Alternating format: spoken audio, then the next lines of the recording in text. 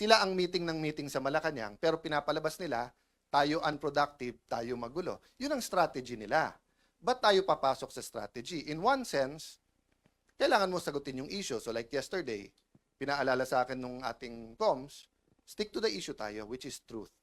Diba? Na hindi tapos ang laban. Pero ayoko rin naman isipin ng tao, winaldas ko 700 million.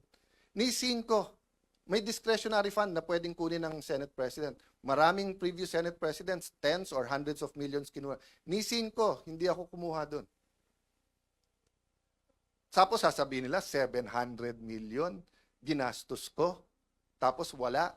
O, unang-una, magaling sa division, si Senator Lacson for 2 reasons. Dinivide lang yung 700 by 28 days kasi 25 million or multiply lang 28.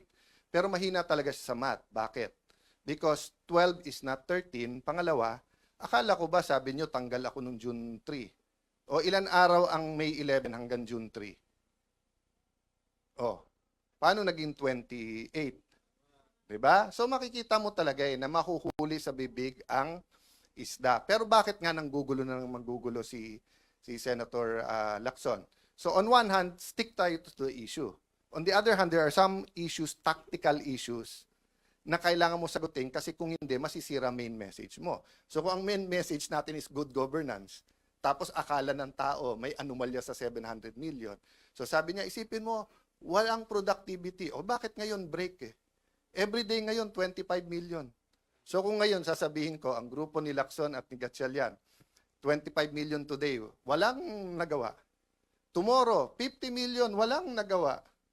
O sa Monday, kung 5 araw na, 125 million, walang, naka-break tayo eh. Meron pre-trial eh. Diba? So wag natin lokohin ang tao.